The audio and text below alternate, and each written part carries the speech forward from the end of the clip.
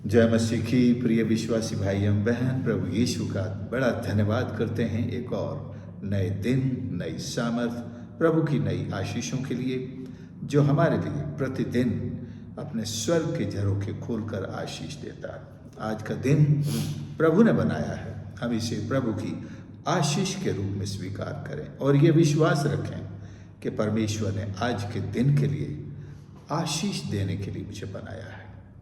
अगर हम नकारात्मक विषयों को अपने दिल में लेकर अपने बिस्तर से उठेंगे तो हमारा दिन शैतान यही सोच के साथ हम पर कामयाब हो जाएगा और पूरे दिन को चिंता, फिक्र और असफलता और ना ऐसी बातों के लिए हमें इस्तेमाल करेगा जो बिल्कुल हमें निराश करने वाली है।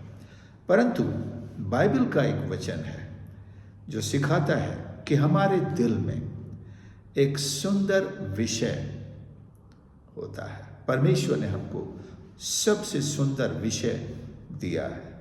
भजन 45 में आप आएंगे तो पाएंगे, मेरा हृदय एक सुंदर विषय की उमंग से उमड़ रहा है।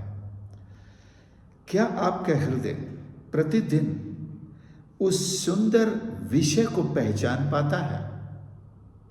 क्या उस सुंदर विषय के कारण उमड़ता है जो परमेश्वर ने हमारे मनों में डाला है? वो विषय ये है कि स्वर्ग और पृथ्वी का रचने वाला परमेश्वर, हमारा राजा, हमसे प्यार करता है। और ये एक सुंदर विषय है। God loves you.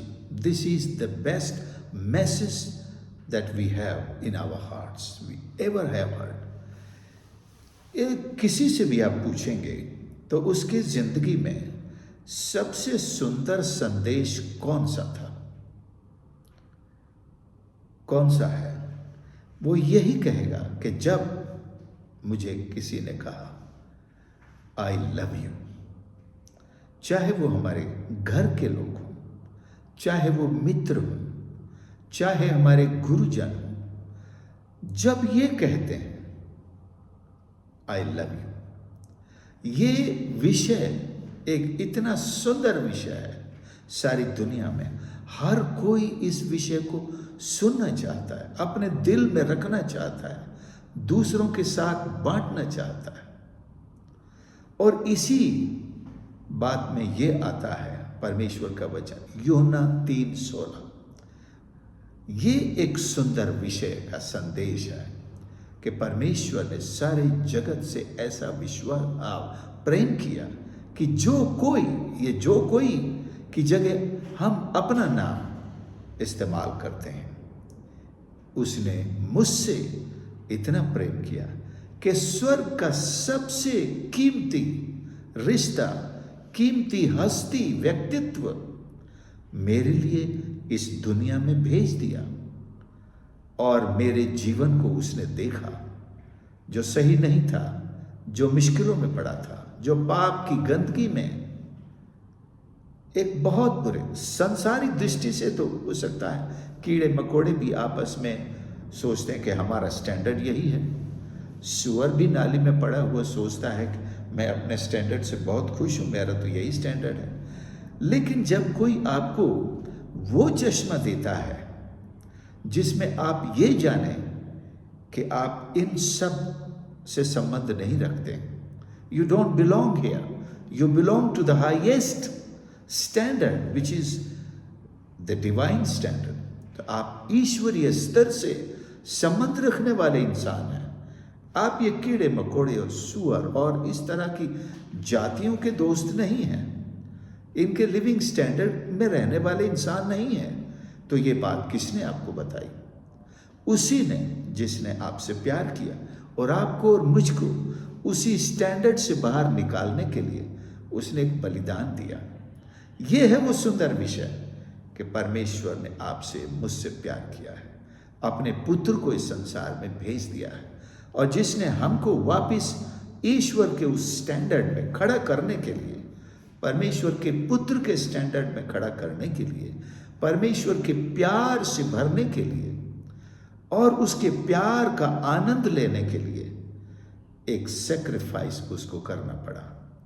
और बड़े खुशी के साथ उसने किया।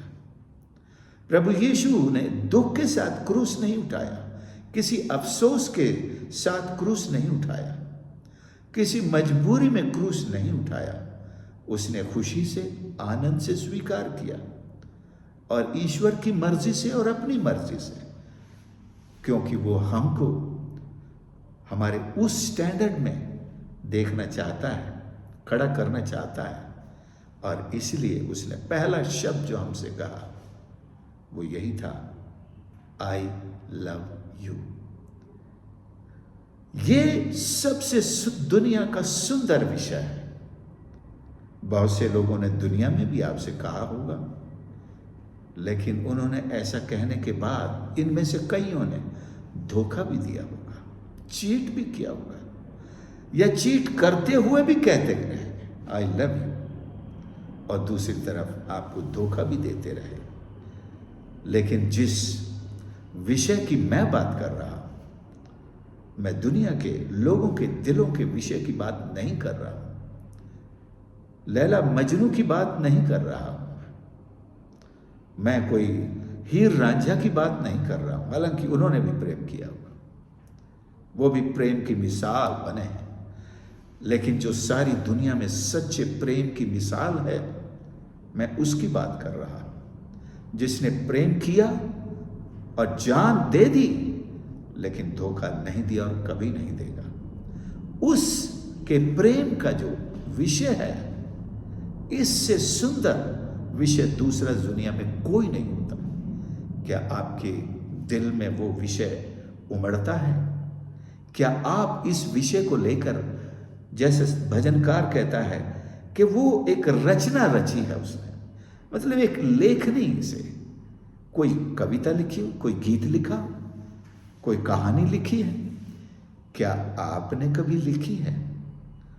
मैं कहना चाहता आप स्वयं एक कविता है परमेश्वर के प्रेम की। आप परमेश्वर के प्रेम की स्वयं ही एक कहानी है, परमेश्वर के प्रेम की एक रचना है जो परमेश्वर ने लिखी है। क्या आपने यीशु के प्रेम की कोई रचना लिखी है? हमारे दिल में यह विषय हमेशा उमड़ना चाहिए, हमारे गीतों से निकलना चाहिए, हमारी रचनाओं से निकलना चाहिए, हमारी बातचीत से निकलना चाहिए। यह सुंदर विषय हमारे प्रचार के द्वारा निकलना चाहिए। और सबसे सुंदर नाम प्रेमिका का ही, प्रेमिका और प्रेमिका का ही होता है। प्रेमी के लिए प्रेमिका का नाम, और प्रेमिका के लिए उसके प्रेमी का नाम सबसे सुंदर। हमारे लिए हमारे उद्धारकर्ता प्रभु यीशु का नाम सबसे सुंदर है, और यीशु के लिए हमारा नाम, मेरा नाम, आपका नाम सबसे सुंदर नाम है, जिसने स्वर्ग में वो रजिस्ट्रेशन करा दिया है आपके नाम का कि ये मेरा प्रिय है।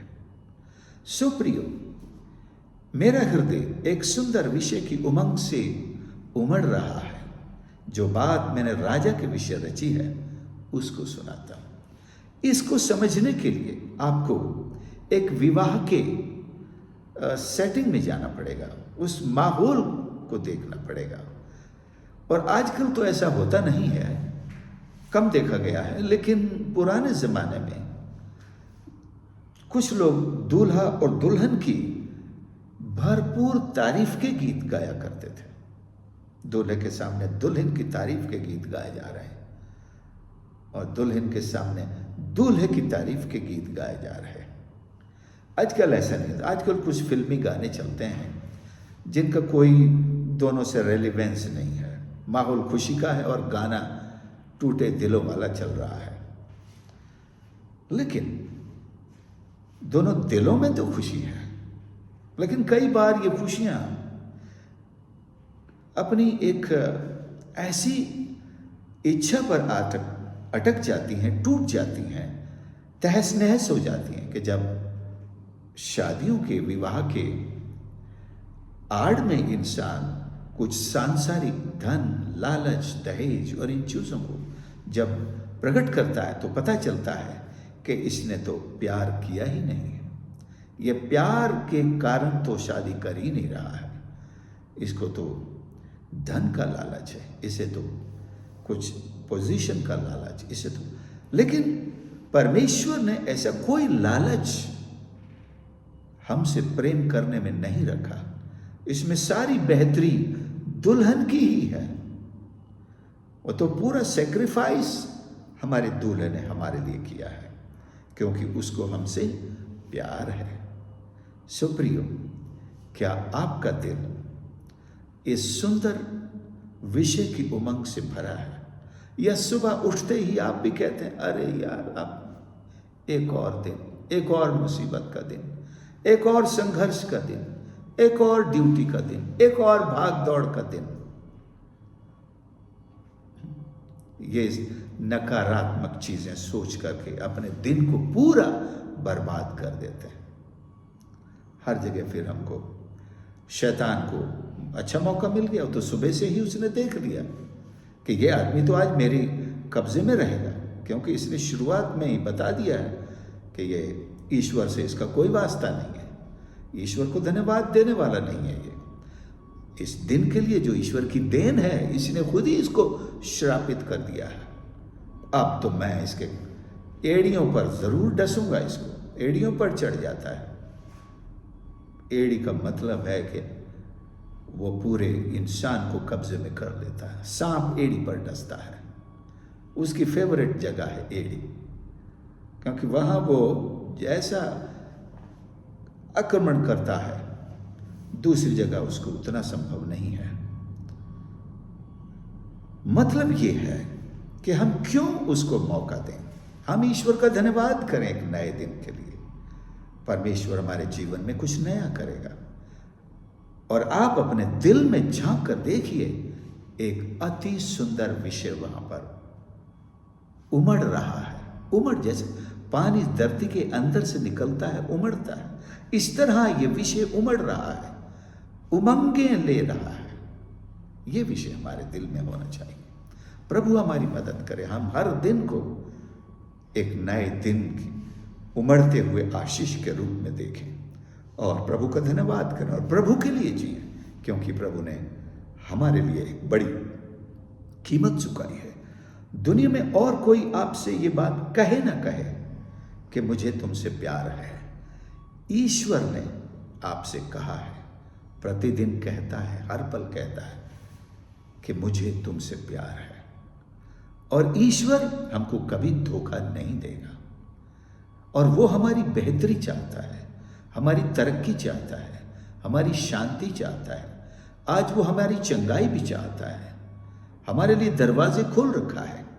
यूहन्ना के प्रकाशित वाक्य 3 और 8 में लिखा है, मैंने तेरे लिए एक द्वार खोल रखा है। भला अगर ईश्वर कोई द्वार खोलता है, किसी में हिम्मत है कि उस द्वार को बंद कर सके? उसने खोल रखा है, लेकिन उसमें होकर चलना तो हमारा काम है। It is up to us to walk into that door. So प्रभु हमारी मदद करे। हम आज उस नए विषय, एक सुंदर, यहां लिखा सुंदर विषय, नया तो इसलिए कि पहले हम इस पर ध्यान नहीं किए, लेकिन सुंदर विषय है जो स्वर्ग से हमारे हृदयों में डाला गया है। सारे सुसमाचार एक सुंदर विषय से भरे हुए हैं। अगर आपको नहीं पता तो आप बाइबल उठाइए, सुसमाचार पढ़िए, प्रभु यीशु के बारे में पढ़िए। ईश्वर ने आपसे प्रेम किया है, इसके बारे में पढ़िए। यह सुंदर विषय आपके दिन को और आनंद से परिपूर्ण कर देगा। आइए हम प्रार्थना करें। प्यारे प्रभु हमारे परमेश्वर, हम धन्यवाद करते हैं आज के इस पवित्र दिन के लिए, आपकी सामर्थ के लिए, उपस्थिति के लिए, इस सुंदर विषय के लिए जो हमारे हृदयों में उमड़ रहा है। परमेश्वर कि आपने हमसे प्रेम किया है, इकलौते पुत्र को हमारे लिए दिया है। प्रभु जी, हमारे दिन को आशीषित कर, हर एक शैतानी योजनाओं को, षड्यंत्र को हम यीशु के नाम से अपने पैरों तले कुचलते और नष्ट होने का आदेश करते हैं। परमेश्वर हर एक सुनने वाले को आज का दिन तेरी सामर्थ से भर करके दे, अपनी महिमा में इस्तेमाल कर, आगे लेकर चल। प्रभु जी धन्यवाद करते हैं। प्रार्थना उद्धार करता प्रभु यीशु के नाम से मांगते हैं, आमीन। प्रियो, मैं धन्यवाद करता हूँ आपने संदेश को सुना, और मेरी सेवकाई के लिए भी प्रार्थना करते रहें। मैं आज ही सुबह यहाँ केन्या के कैपिटल नैरोबी में पहुँचा हूँ और ये पूरे 15 दिन एक बड़ी हेक्टिक मिशन ट्रिप है। बहुत दूर दूर तक यात्रा भी करनी है और कई सारी कॉन्फ्रेंसेस हैं जिनमें प्रभु की सेवा करेंगे। प्रार्थना करें कि मैं भरपूरी के साथ प्रभु की महिमा जो मुझे सेवाएं मिलती हैं वो करने पाऊँ, लोगों के लिए आशीष का कारण बन सकूँ। और आप तक संदेश पहुंचाने में अगर थोड़ी सी देरी हो तो आप मेरे लिए प्रार्थना करते रहें। आप यही समझें कि मैं मिशन कार्यों में व्यस्त हूँ, लेकिन मैं पूरी कोशिश करता हूँ, करूँगा भी कि आप तक मेरा संदेश पहुँच सके। परमेश्वर आपको आशीष करे। God bless you. सेवकाई के लिए ज़रूर प्रार्थना करें, मेरे लिए, परिवार के लिए, मिशन के लिए और कलीसिया के लिए भी प्रार्थना करते रहें कि कलीसिया के सब लोग प्रभु की उपस्थिति में इस सुंदर विषय पर विचार करते हुए उसकी महिमा करते रहें।